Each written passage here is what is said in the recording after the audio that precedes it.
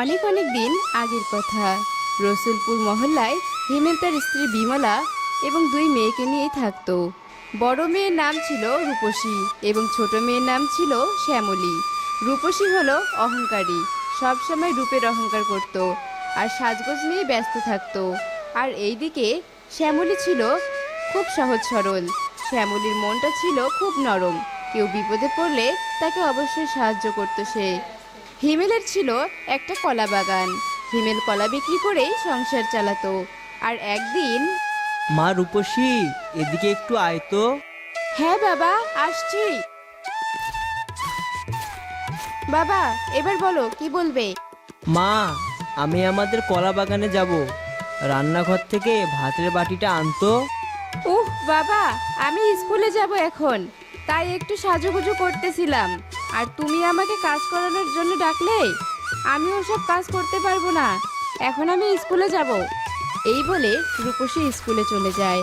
আর এইদিকে হিমেল রূপসীর কথা শুনে মন খারাপ করে।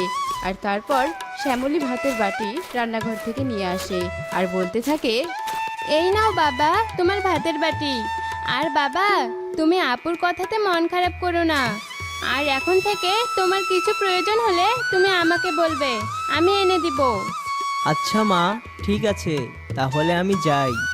এই বলে হিমেল ভাতের বাটিটা নিয়ে বাগানে যায় আর দেখতে পায় দুটো কলা গাছে কলা পেকেছে। আর ঠিক তখনই একটা বুড়ি সেখানে আসে আর হিমেলকে বলে, বাবা, এই কলা বাগানটা কার? বুড়িমা, এটা আসলে আমারই বাগান। বাবা, আমি একটা কথা বলতে চাই তোকে। কি কথা বুড়িমা?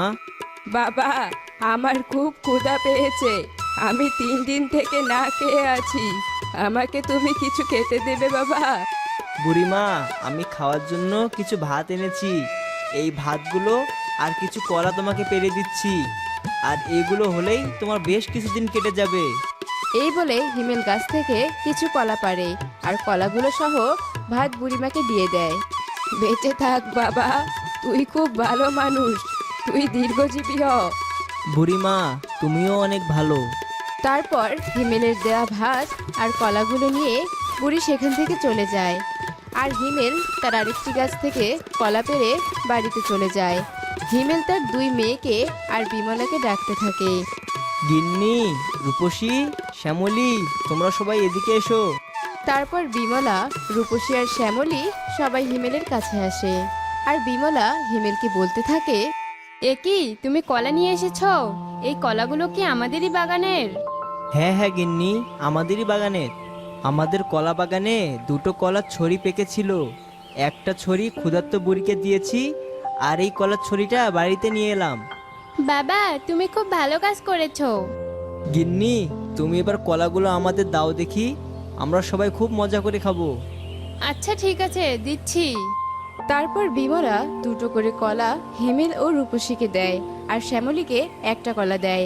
আর হিমেল কলা দুটো নিয়ে ঘরে চলে যায়। মা, তুমি আপুকে দুটো কলা দিলে আর আমাকে একটা কলা দিলে। তুই চুপ করে থাক পোড়া কপালি, তোর এই কালো চেহারা নিয়ে আমার সঙ্গে কথা বলবি না, তোকে আমার একদম সহ্য হয় না। আর আমার বড় মেয়েকে দেখ, কত সুন্দর, সবাই ওকে পছন্দ করবে। আর তোর এই কালো চেহারা নিয়ে তোকে কেউ পছন্দ করবে না। আর আমার রূপসী মেয়েকে স্কুলে যেতে হয়, ওর বুদ্ধির প্রয়োজন আছে, তাই ওকে দুটো কলা দিয়েছি। তারপর শ্যামলী মন খারাপ করে ঘরে চলে যায় আর বলতে থাকে, হাই বিধাতা, আমি কালো বলে আমার নিজের মাও আমাকে যে দেখতে পায় না, আমি কালো হয়েছি, এতে আমার কি দোষ? তারপর বিমলা শ্যামলীর ঘরে চলে আসে আর বলে, এই যে অপয়া পোড়ামুখী, তোকে একটা কথা বলবো। কি বলবে মা, বলো। শোন, আমাদের বাড়িতে আজ অতিথি আসবে, ওরা আসলে তুই সারাদিন ঘর থেকে বাহিরে বেরোবি না। তোর এই কালো কুচ্ছিত চেহারার জন্য পাড়ার লোকেরা আমাকে কত কথা শোনায়। আর অতিথিরা যদি তোর এই কালো চেহারা দেখে তাহলে ওরা ভয় পেতেও পারে। কি বলছি, বোঝা গেছে? হ্যাঁ মা, আমি সব বুঝতে পেরেছি। এরপর শ্যামলী মন খারাপ করেই ঘরের ভেতরে বসে থাকে। আর বিমলা শ্যামলীর ঘর থেকে বাইরে এসে হিমেলকে ডাকতে থাকে। কি গো, শুনতে পাচ্ছ? এদিকে একটু এসো তো। হ্যাঁ, আসছি। তারপর হিমেল ঘর থেকে বেরিয়ে বিমলার কাছে আসে আর বলে, এবার বলো কি বলবে? আজ তো বাড়িতে অতিথি আসবে, তুমি কিছু বাজার করে নিয়ে এসো তো। আচ্ছা ঠিক আছে, বাজারের থলেটা দাও দেখি। তারপর বিমলা বাজারের থলেটা এনে হিমেলকে দেয়, আর হিমেল থলেটা নিয়ে বাজারে যায় আর কিছু বাজার করে বাড়িতে চলে আসে এবং বিমলাকে বলে। বাজারের থলেটা নাও দেখি। তারপর বিমলা বাজারের থলেটা নিয়ে রান্নাঘরে চলে যায় আর রান্না করতে থাকে। রান্না শেষ করে বিমলা বাইরে আসে আর দেখতে পায় আরেকটি বুড়ি এসেছে।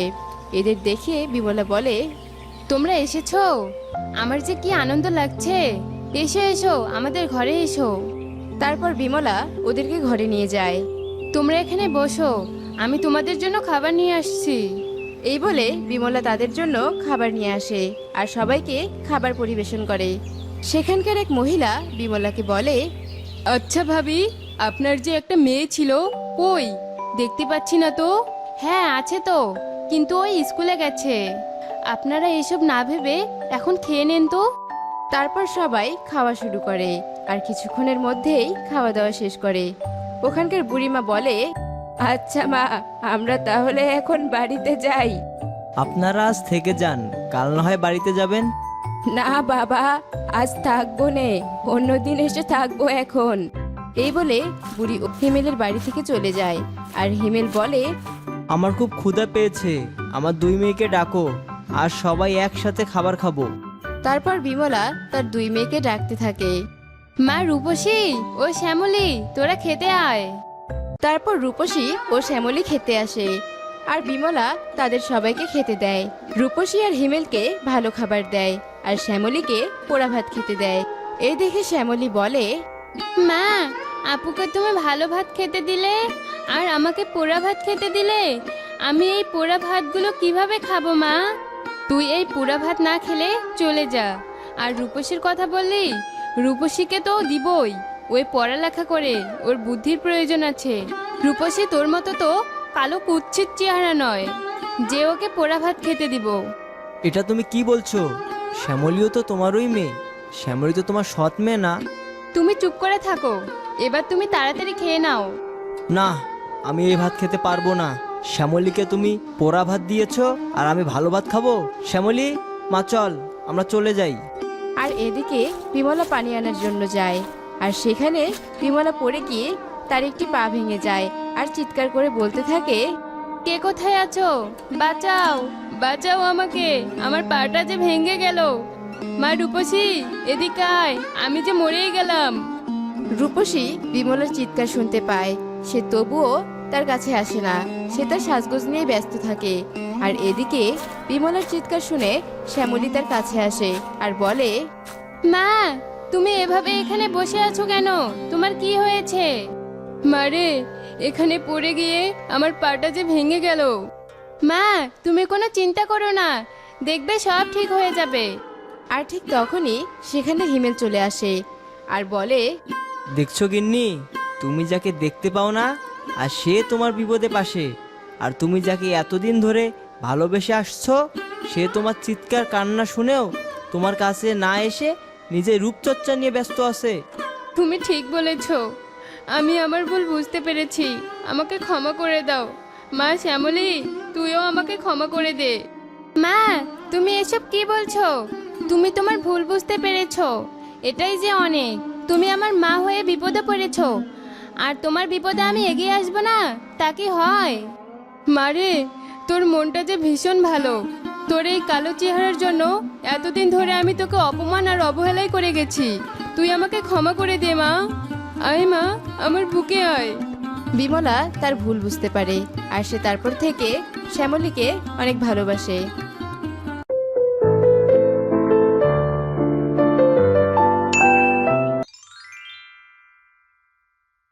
সকাল তো হয়ে গেল, যাই মুরগির খামার থেকে ডিম নিয়ে আসি আর গরুর খামার থেকে দুধ নিয়ে আসি। ওই তো আমাদের মালিক এসেছে আমাদের কাছ থেকে ডিমগুলো নিয়ে যাওয়ার জন্য। আমাদের ডিমগুলো নিয়ে যে ওরা কি করে কে জানে, মনে হয় ভাজি করে বা তরকারি করে খেয়ে ফেলে। আরে না না, সব ডিম ওরা অমন করে না, কিছু ডিম মেশিনেও ফোটায়। আমাদের ডিম থেকে বাচ্চা হওয়ার পর ওরাও একদিন আমাদের মতো ডিম দেয়। এটা কোনো জীবন হলো? ডিমগুলো যখন ফুটাবে তখন আমাদের কাছে দিলে কি হয়, না হয় বাচ্চাগুলোর তো একটু মুখ দেখতে পেতাম। মেশিনে ডিম ফোটালে নষ্ট হওয়ার সম্ভাবনা কম থাকে, আর একসাথে ডিম ফোটাবে বলে আমাদের কাছে ডিমগুলো নিয়ে নেয়। আরে তুই মুরগি হয়ে এত কিছু জানিস কি করে? আমি তো জন্মের পর খামারেই বন্দি হইনি, আমি আমার মালিকের অনেক প্রিয় মুরগি ছিলাম, আর তার সাথে খামারে কি করা হয় সবটাই দেখেছি। সবগুলো মুরগির ডিম নেওয়া তো প্রায় শেষ, এখন শুধু এই 3টে মুরগির ডিম নেওয়াই বাকি আছে। খামারে তো আমাদের ডিম নিয়ে চলে গেল, ভালো থাকিস বাচ্চারা। ওই তো খামারে চলে এসেছে আমাদের দুধ নেওয়ার জন্য। মনে হয় আমাকে খাবার দেওয়ার জন্য এসেছে। তোর তো শুধু খাই খাই অভ্যাস, এত বড় গরু হয়েছিস, এখনো বাচ্চা দেওয়ার কোনো নামগন্ধ নেই, আর কি না সারা দিন শুধু খাই খাই। আজ বেশ ভালোই দুধ পেয়েছি, কিন্তু এই গরুটার যে কি হয়েছে তা তো আমি কিছুতেই বুঝতে পারছি না। সেই কবে থেকে ওর বাচ্চা আর দুধ নেওয়ার জন্য অপেক্ষা করছি, কিন্তু এখনো তো দেখছি এর কোনো খবরই নেই। ওকে কি ডাক্তার দেখাবো নাকি অন্য কারো কাছে বিক্রি করে দেব? শুনলি তো খামারি কি বললো, তোকে নাকি বিক্রি করে দেবে, কদিন পর তো তোকে দোকানে ছুটতে দেখা যাবে। পরের দিন তপু গরুগুলোকে বাইরে বের করলো গোসল করার জন্য। ঠিক তখনই মুরগির একটা ডিম ঝুড়ি থেকে পড়ে গরুর ঘরের সামনে সেই খড়ের উপর গিয়ে পড়লো, আর মুরগিরা সেটা খেয়াল করলো।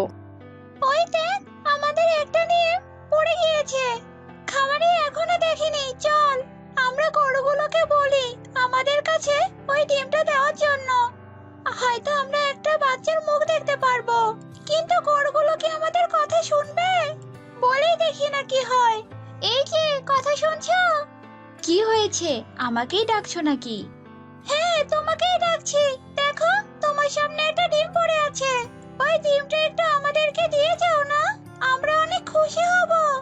তোমাদের খুশি হওয়া দিয়ে আমার কি, আমি পারবো না কোনো আদেশ মানতে। এমন করছো কেন আমাদের সাথে? সামান্য একটা কাজ করে দিলে কি হবে? আমার ইচ্ছে নেই তাই, তোমরা তো আমাকে বেশ জ্বালাচ্ছ দেখছি। সামান্য একটা ডিম নিয়ে তোমাদের এত মাথা ব্যথা, এই ডিমই আর রাখবো না আমি। এই কথা বলে গরুটি তার পা দিয়ে পাড়া দিয়ে ডিমটা ভেঙে ফেললো। ডিমটা আমাদের সামনে এভাবে ভেঙে ফেললে তুমি? তোমার মনে কি কোনো দয়া মায়া নেই? না নেই, আমার সামনে আরো বকবক করতে আসলে তো তোমাদের সামনে সবগুলো ডিম ভেঙে ফেলবো আমি। আমাদের সাথে আমার খারাপ ব্যবহারের শাস্তি তুমি একদিন পাবে। যাও যাও যাও, তোমাদেরকে ভয় পাই নাকি আমি? মুরগির দয়ে কখনো গরু মরে না। খামারি সব গরুগুলোকে গোসল করানো শেষে তাদেরকে নিয়ে আবারও খামারে ফিরে গেল, আর মুরগিরা সবাই মিলে সিদ্ধান্ত নিল কিভাবে গরুটাকে শায়েস্তা করা যায়। আমাদের সাথে এমন আচরণ করার জন্য ওর একটা শিক্ষা হওয়া উচিত, কিন্তু আমরা এখানে আটকে থেকে ওর শাস্তির ব্যবস্থা কি করে করব? আমাদের খামারে একটা মোরগ আছে, শুনেছি ও নাকি নিজের ইচ্ছে মতো যখন তখন বাইরে যেতে পারে। তোরা চাইলে আমি ওর সঙ্গে কথা বলে দেখতে পারি। ঠিক আছে, তাহলে এই মোরগটাকে ডাকি। কি ব্যাপার, তোমরা আমাকে রেখেছো কেন? তোমার তো ইচ্ছে মতো তুমি যখন তখন বাইরে যেতে পারো, কিন্তু এখানে তাহলে আটকে আছো কেন? কে বলেছে আমি এখানে আটকে থাকি?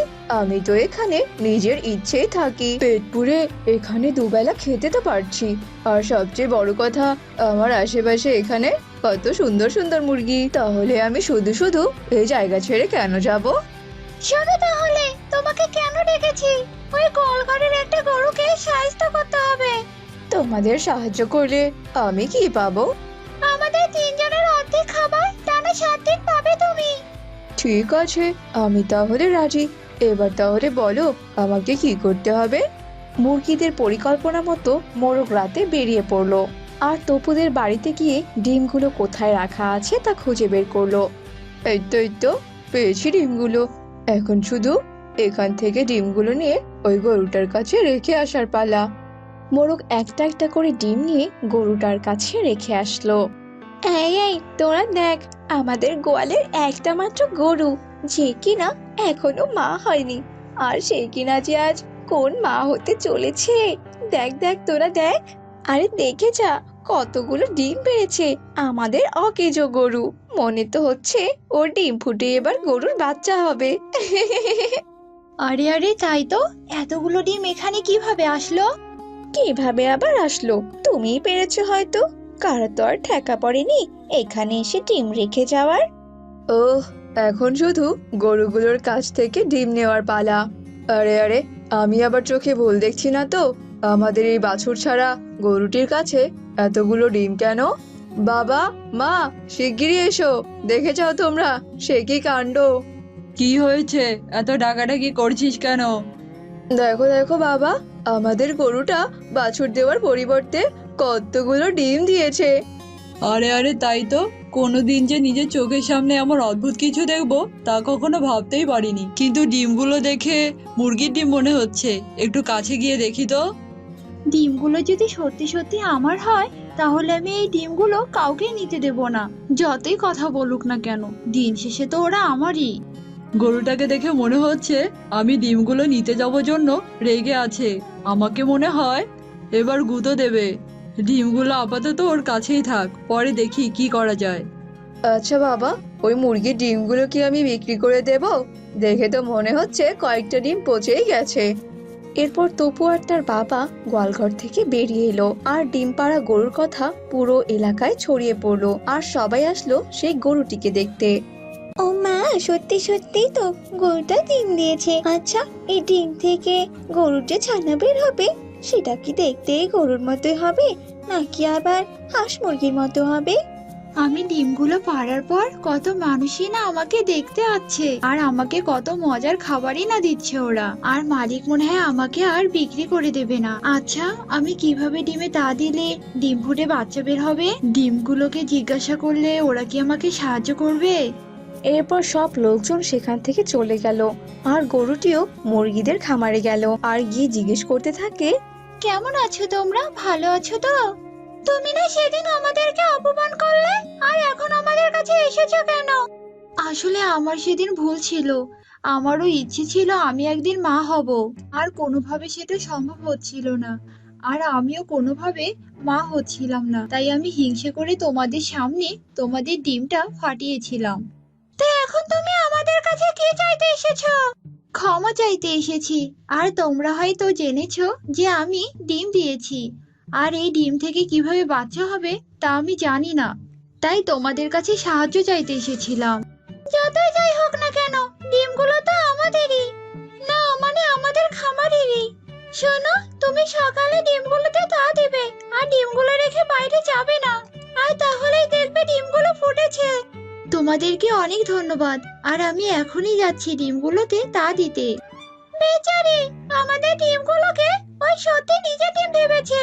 ডিমগুলো তা থেকে সত্যিটা জানতে পারলে যে ওর কি হবে কে জানে। এরপর গরুটি ডিমের তা দিতে থাকলো, আর পরের দিন সকাল হতেই সবাই দেখতে পেল যে ডিমগুলোর আকার কিছুটা বড় হয়েছে। মুরগিগুলোর কথা ঠিক হয়েছে। আমি ডিমে তা দেওয়াতেই একদিনে ডিমগুলো কত বড় হয়ে গেছে। কদিন পরেই আমার বাচ্চাগুলোর মুখ দেখতে পারবো আমি। আরে আরে, গরুটার ডিম তো একদিনে কত বড় হয়ে গেছে। তার মানে বুঝি সত্যি সত্যি এই ডিমে গরুর বাছুরই আছে। তপু যখন এসব কথা বলছিল, তখন সেখানে মোরগটি চলে আসে, আর তপুকে সব সত্যিটা বলে দেয় যে কি করে মুরগিগুলো তাদের প্রতিশোধ নিয়েছে। আর সব শুনে তপু তো ভীষণ অবাক হয়ে যায়, আর গরুটাও অনেক কষ্ট পায়। কি? তার মানে কি না আমরা সবাই ভুল ভেবেছিলাম? এই গরুর ডিমে কোনো বাছুর নেই, এগুলো মুরগির ডিম। হায় হায় হায় রে! তাহলে আমিও এতদিন ভুল বুঝেছি। এই মুরগিগুলো আমার সাথে এমনটা খারাপ করতে পারলো।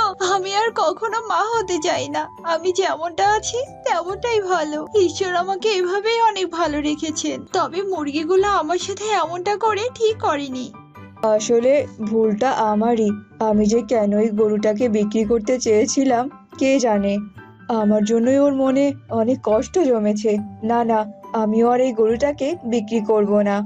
ও বাছুর দেখ কিংবা না দেখ, ও আজ থেকে আমার খামারেই থাকবে। কত দিনের সম্পর্ক আমাদের, সেই ছোট্টবেলা থেকে আমি এই গরুটার কত যত্ন করছি। ওর ওপর তো আমার একটা মায়া আছে নাকি, আমি সেই মায়ার টানেই ওকে আমার গোয়ালে রাখবো। থাক রে গরু, তুই আজ থেকে এই গোয়ালেই থাক। আমি আর তোকে কখনোই বিক্রি করব না। তপুর মুখে এসব কথা শুনে গরুটি অনেক খুশি হয়ে যায়। আর তারপর থেকে গরুটি তপুর গোয়ালেই থাকতে শুরু করে। আর এইদিকে মুরগিরা তাদের এমন কাজের জন্য ভীষণ অনুতপ্ত ছিল। তারা তাদের ভুলও বুঝতে পারে। শ্যামপুর গ্রামে সরলা তার বৌমা পিয়ালিকে নিয়ে থাকতো। সরলার ছেলে রাজেশ বিদেশে থাকতো। তবে কিছুদিন হলো রাজেশ বাড়িতে এসেছে সন্তানের মুখ দেখার জন্য। কারণ রাজেশের স্ত্রী পিয়ালি ছিল গর্ভবতী। আর দেখতে দেখতে হঠাৎই একদিন পিয়ালি একটি কন্যা সন্তানের জন্ম দেয়। কিন্তু পিয়ালির মেয়েকে দেখে রাজেশ আর সরলা মোটেও খুশি ছিল না। হায় হায় বৌমা, তুমি কিনা শেষমেশ একটা মেয়ের জন্ম দিলে। আমার ছেলে রাজেশ এত টাকা পয়সা খরচ করে বিদেশ থেকে আসলো, আর তুমি তাকে একটা মেয়ের মুখ দেখালে। না না বৌমা, তুমি আর তোমার মেয়ে আমার ছেলের জন্য অমঙ্গল। তাই আমি আমার ছেলেকে বলবো তোমাকে ডিভোর্স দেওয়ার জন্য। আর আমার দ্বিতীয় বৌমা এসে আমার জন্য ছেলে নাতি নিয়ে আসবে। আমার ছেলে নাতি এসে আমার ঘর আলোকিত করে তুলবে। সরলা তার কথা মতো তার ছেলের দ্বিতীয় বিয়ে দেয় আর ঘরে দ্বিতীয় বউ নিয়ে আসে। আর এরপর থেকে পিয়ালির দুঃখের জীবন শুরু হয়। এই যে মহারানী, তাড়াতাড়ি মেয়েকে নিয়ে এই ঘর থেকে বেরিয়ে যান আর ঘরটা খালি করে দিন। আজ থেকে আমার ঘরে আমার নতুন ছেলে বউ থাকবে, বুঝলে? এসব আপনি কি বলছেন মা? এটা তো আমার স্বামীর ঘর। এই ঘর থেকে বের হয়ে গেলে আমি কোথায় থাকবো? এই বাচ্চা মেয়েটাকে কোথায় রাখবো আমি? না মা, আমি কিছুতেই এই ঘর থেকে বের হয়ে যাব না। এই নির্লজ্জ, তোর কথাতে কাজ হবে না দেখছি। এটা কি একাই তোর স্বামীর ঘর নাকি? এটা আমার ছোট বৌমারও স্বামীর ঘর। এই ঘর থেকে তুই এক্ষুনি বের হয়ে যা। আর ছোট বৌমার তো এই ঘরে থাকার অধিকার আছে। তুই তোর মেয়েকে নিয়ে কোথায় যাবি যা, আমার দেখার কোনো বিষয় নেই। বাড়ির পিছনে যে আমাদের পরিত্যক্ত টয়লেটটা আছে, তার কাছে গিয়ে থাকলে থাক, যা। এই ঘরে তোর আর থাকা হবে না। এসব কথা বলে সরলা তার বৌমা পিয়ালিকে ঘর থেকে বের করে দেয়। আর পিয়ালি অসহায় হয়ে সেই পরিত্যক্ত টয়লেটে এসে আশ্রয় নেয়। হে ভগবান, আমি আর আমার এই ছোট্ট সন্তানটা কি পাপ করেছিলাম যে আমরা আজ এই শাস্তি পাচ্ছি? আজ আমরা মা মেয়ে যে আশ্রয়হীন হয়ে গেলাম ভগবান। এবার আমি আমার মেয়েটার মুখে কি তুলে দিব, আর নিজেই বা চলবো কি করে?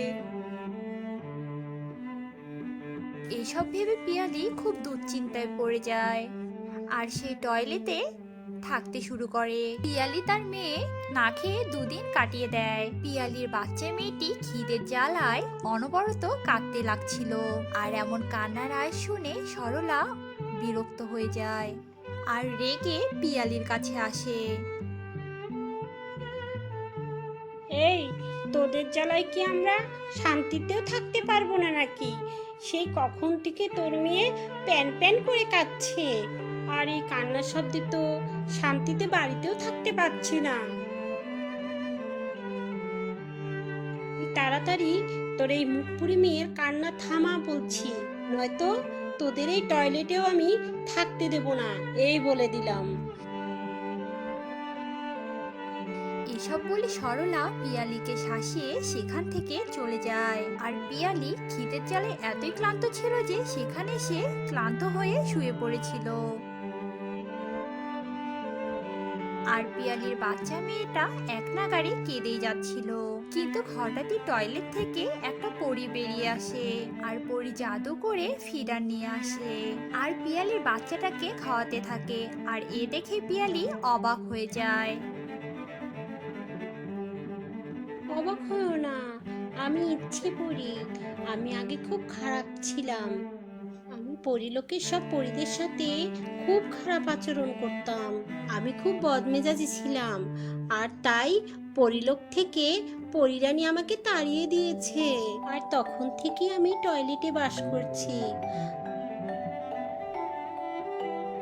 আর এখানে বসবাস করার পর থেকে আমি আমার ভুলগুলো বুঝতে পেরেছি। আর নিজের ভুলগুলো বোঝার পর আমি আমার ভুলগুলো শুধরেও নিয়েছি।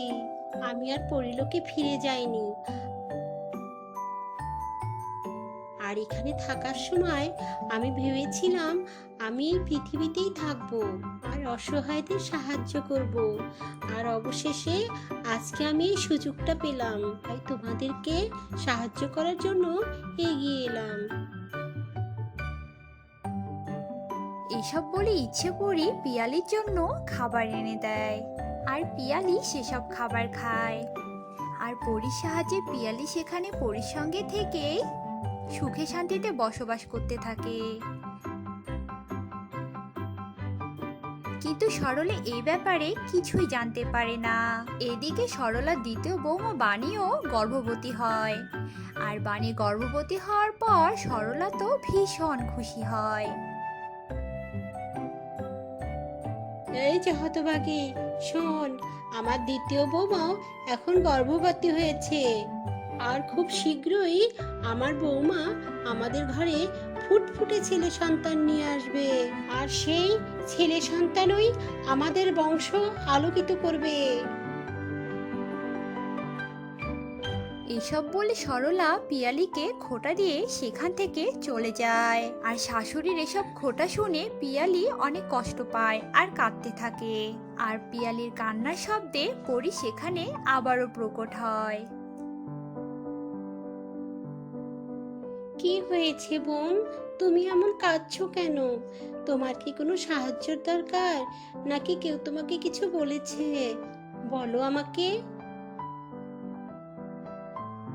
এরপর পিয়ালি তার শাশুড়ির ব্যাপারে পরীকে সবকিছু খুলে বলে। আর এসব শুনে ইচ্ছে পরী ভীষণ ক্ষেপে যায়।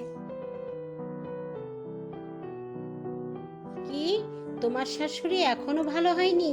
তোমার সঙ্গে এখনো অত্যাচার করে? এত নোংরা জায়গায় রেখে তার এখনো শান্তি হয়নি? লজ্জাল শাশুড়িকে একটা উচিত শিক্ষা দিতেই হয় দেখছি। তোমার শাশুড়ির অতিরিক্ত আশার মাথায় এবার আমি জল ঢালবো। তুমি শুধু দেখতে থাকো। তোমার শাশুড়ি এমন অবস্থা করব যে তোমার শাশুড়ি তোমাকে ঘরে তুলে নেবে। এইসব বলে ইচ্ছে পরী সেখান থেকে অদৃশ্য হয়ে যায়। আর ইচ্ছে পরীর কথা মতো পিয়ালি অপেক্ষা করতে থাকে। এভাবে দেখতে দেখতে বেশ কয়েক মাস কেটে যায়। আর হঠাৎই সরলার বউ বাণী একটি কুকুর সন্তানের জন্ম দেয়। ছোট বৌমা, এ তুমি কি সর্বনাশ করলে? কোথায় তুমি আমার বংশের প্রদীপের জন্ম দিবে, না দিয়ে তুমি এটা কিসের বাচ্চা জন্ম দিলে? হায় ভগবান, এ তো আমার স্বপ্নে পুরো জল ঢেলে দিল। সরলা চিৎকার করে কাঁদতে শুরু করে। আর সরলার এমন কান্নার আওয়াজ শুনে পিয়ালি তার বাচ্চাকে সেখানে নিয়ে যায়। আর পিয়ালি বাণীর কোলে কুকুরের বাচ্চা দেখে সবটা বুঝতে পারে। আর পিয়ালি ভালো করে বোঝে এটা ইচ্ছে পরীর কেরামতি। তুমি আমায় ক্ষমা করো বৌমা। মেয়ে সন্তান জন্ম দেওয়ায় আমি তোমার সাথে কত খারাপ ব্যবহার করেছি, তোমার প্রতি কত অন্যায় অত্যাচার করেছি, কত কথা শুনিয়েছি। কিন্তু আজ আমি আমার নিজের ভুলটা বুঝতে পেরেছি বৌমা। আমি আজ বুঝতে পেরেছি, ছেলে হোক আর মেয়ে হোক, সন্তান তো সন্তানই। অসন্তান মেয়ে হলেও এই কুকুরের বাচ্চার থেকে অনেক উত্তম। আর তাই আজ থেকে আমি তোমার এই মেয়েকে মেনে নিলাম। আর আজ থেকে তোমাকে আর টয়লেটে থাকতে হবে না বৌমা। আজকে থেকে তুমি এই বাড়িতেই থাকবে ছোট বৌমার মতো। আর এই যে ছোট বৌমা, তুমি তোমার কুকুরের ছানাকে নিয়ে এখান থেকে বেরিয়ে যাও বলছি। না মা, আপনি ছোটকে এই বাড়ি থেকে তাড়িয়ে দিবেন না। ও আমার মতো ও সন্তানকে নিয়ে এই বাড়িতেই থাকবে। বড় বউয়ের কথায় তখন তার শাশুড়ি রাজি হয়। এরপর থেকে তারা সবাই সেখানে সুখে শান্তিতে দিন কাটাতে থাকলো।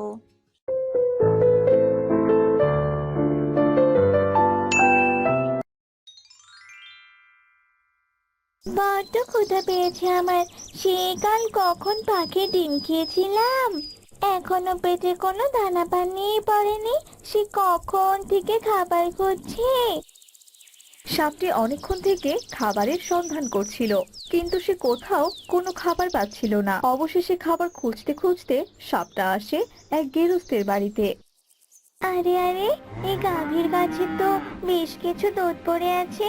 মনে হচ্ছে এই গাভীর বাটে অনেক দুধ আছে। আমার তো অনেক ক্ষুধাও পেয়েছে। এসব বলে সাপ গাভীর বাড় থেকে দুধ খায়। আহ, বেশ সুস্বাদু আর মিষ্টি দুধ তো। খেতে আমার বেশ দারুণ লাগছে। আরে আরে, কে কে দুধ খাচ্ছে? আরে আরে, এই তো দেখছি একটা সাপ। আরে এই সাপ, তুই এভাবে দুধ চুরি করে কেন খাচ্ছিস? হ্যাঁ, যা যা এখান থেকে, যা বলছি। আমি কিন্তু এক্ষুনি মালিককে ডাকবো। তুই তোর মালিককে ডাকবি? তবে ডাক, আমি আমার পেশটাতে তোকে এক্ষুনি দংশন করে পালিয়ে যাব। যদি তুই মরতে না যাস তাহলে একদম চুপচাপ থাক। আমাকে যে এক্ষুনি সাপের কথা মানতেই হবে, নইলে সাপ যে আমাকে ওর বিষাক্ত দাঁত দিয়ে ছোবল দেবে, তারপর তো আমি মরেই যাব। গাভী আর কোনো কিছুই বলে না। এরপর সাপটার তৃপ্তি মতো দুধ খেয়ে সেখান থেকে চলে যায়। হ্যাঁ গো, তোমার তো দেখছি কোনো কাণ্ডজ্ঞানই নেই। বেলা গড়িয়ে গেছে আর তুমি কি না এখনো পড়ে পড়ে ঘুমোচ্ছ? আহা গিন্নি, তুমি এভাবে চেঁচাচ্ছ কেন বলো তো? আমাকে একটু শান্তি মতো ঘুমোতে দাও তো। যাও এখান থেকে, আর আমাকে একটু শান্তি করে ঘুমোতে দাও। ও, তার মানে তুমি এখন ঘুমাবে, তাই তো? দাঁড়াও, তোমার ঘুমানো আমি বের করছি। এরপর রাগিনী এক বালতি পানি এনে বিনোদের শরীরে ঢেলে দেয়। গিন্নি গিন্নি, আমাদের ঘরের চাল ফুটো হয়েছে গো। চাল যে ভেঙে গেছে, সব বৃষ্টির জল যে আমার শরীরে পড়েছে। এ কি বৃষ্টি কোথায়? বৃষ্টি তো নেই, তাহলে আবার আমার শরীরে জল পড়লো কোথা থেকে? কোথা থেকে আবার? এই যে আমার হাতে থাকা বালতি থেকে জলগুলো সোজা তোমার মুখে পড়েছে গো। তুমি আমার এত ভালো ঘুমটা একদম নষ্ট করে দিলে। কত সুন্দর স্বপ্ন দেখছিলাম। ওগুলো স্বপ্ন নাকি দুঃস্বপ্ন তা তোমার কাছে রাখো। এই নাও বালতি, যাও গিয়ে দুধ দহন করে নিয়ে এসো। সেগুলো আবার বাজারে বিক্রি করতেও যেতে হবে। সকাল বেলা কিনা হাতে বালতি ধরিয়ে দিলে, বউ তো নয় যেন বাঘিনী। হ্যাঁ হ্যাঁ, আমি শুধু বাঘিনী নই, আমি রাগিনী। বাবা মার দেওয়ার নাম আমার। যাও তো এখন। বিনোদ বালতি নিয়ে দুধ দহন করতে আসে, কিন্তু এক ফোঁটাও দুধও বের হয় না। হ্যাঁ রে লালি, বউয়ের মতো কি তুইও আমার সঙ্গে রাগ করেছিস নাকি বলতো? তোর বাটে তো এক ফোঁটা দুধও নেই। ব্যাপারটা ঠিক কি হলো? এমন তো কখনো হয় না। কি গো, তোমার দুধ দোয়ানো হলো? এ কি গো, বালতি তো একদম ফাঁকা। তুমি বুঝি এখনো দুধ দহন করনি? আরে গিন্নি, গাভীর বাটে যে এক বিন্দু দুধও নেই। মনে তো হচ্ছে আজ গাভীর খাওয়া হয়নি, তাইও দুধ দিচ্ছে না। যাও যাও, গাভীর জন্য খাবার নিয়ে এসো। এরপর রাগিনী গাভীকে খাবার দেয়। পরের দিন সকালবেলা সাপটি আবারও আসে, এরপর দুধ খেয়ে চলে যায়। হ্যাঁ গো, কদিন থেকে তো গাভীকে ভালোই খাওয়ালাম, রাতেও তো ঠিকঠাক মতোই খাওয়ালাম। তাহলে কদিন থেকে গাভীটা দুধ দিচ্ছে না কেন? মনে হচ্ছে আমাদের গাভীর দুধ কেউ চুরি করছে, নইলে গাভী কেন দুধ দেবে না? এভাবে প্রতিদিন সাপ দুধ খেয়ে যেত। এদিকে বিনোদা রাগিনী সকাল করে এক ফোঁটা দুধও পেত না। এভাবে তো আর চলতে দেওয়া যায় না। কে এই দুধ চোর? আমাদের তাকে খুঁজে বের করতেই হবে। মা, ও মা, তুমি কাকে খুঁজে বের করবে গো? বাবা, ও বাবা, মা কি সব বলছে? আমরা কাল তিনজন মিলে দুধ চোরকে ধরবো রে বা, তোর মা যে সেসবই বলছিল। কে মজা, কে মজা, চোর ধরবো, চোর ধরবো। মামুনি, এভাবে চিৎকার করলে তো চোর বুঝে যাবে, তাহলে তো কাল আর চোর আসবে না, তাই একদম চুপ। হয়েছে, অনেক হয়েছে, এবার চলো তো, ঘরে চলো। এভাবেই তারা সবাই ঘরে চলে যায়। পরের দিন সকালবেলা, আর একটু সামনে যেতে হবে রে, চল। কিন্তু আমরা যাচ্ছি কোথায়? মাকে তো বলেও আসেনি, মা তো চিন্তা করবে নাকি? তোর তো দেখছি সবকিছুতেই ভয়।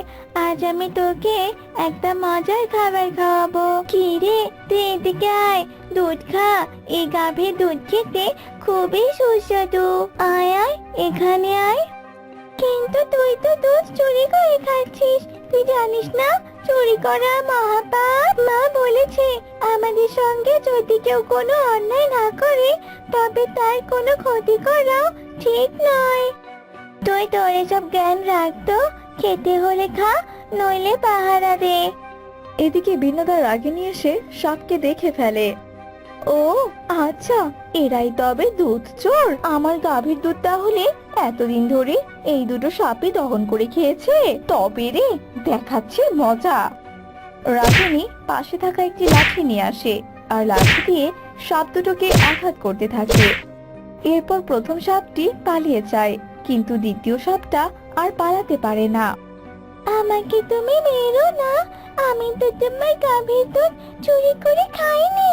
আমাকে তুমি বিশ্বাস করো, মেরো না আমাকে। রাগিনী সাপের কোনো কথাই বিশ্বাস করে না আর সাপকে মারতে মারতে এক পর্যায়ে মেরেই ফেলে। এটা তোমরা কি করলে? তোমরা কিনা নাগরানীর মেয়েটাকে মেরে ফেললে? ও তো সত্যিই কোনো দোষ করেনি। দুধ চোর তো ওই সাপ যে কিনা পালিয়ে গেছে। বিনা দোষে সাপের কথা না শুনে তোমরা কিনা সাপটাকে মেরে ফেললে। গিন্নি, পাখির কথা যদি সত্যি হয় তবে তো আমরা বড্ড অন্যায় করে ফেলেছি গো। বিনা দোষে সাপটাকে মেরে ফেলা একদম উচিত হয়নি। সাপটাকে মারার পর বিনোদা আর রাগিনী দুজনেই ভীষণ অনুতপ্ত ছিল। নাগরানী, তোমার মেয়েকে ওই গোয়ালা আর গোয়ালিনী মেরে ফেলেছে গো। তোমার মেয়ে যে আর বেঁচে নেই। কি সব বলছিস? আমার মেয়েকে মেরে ফেলেছে? আমি ওদের ছাড়বো না। এরপর নাগরানী গোয়ালা আর গোয়ালিনীর বাড়িতে যায় আর নিজের সন্তানের মৃতদেহ মাটিতে দেখে ভীষণ কাঁদতে থাকে। তোরা কিনা আমার কোল থেকে আমার সন্তানকে কেড়ে নিয়েছিস, আমিও তোদের কোল থেকে তোদের সন্তানকে কেড়ে নেব। নাগরানী বিনোদা রাগিনীকে কিছু বলার সুযোগ না দিয়ে তাদের ছোট্ট মেয়েকে দংশন করে। আপনি কি করলেন নাগরানী? আমার মেয়েটাকে আপনি দংশন করলেন। আমরা তো না বুঝে আপনার মেয়েকে মেরেছি।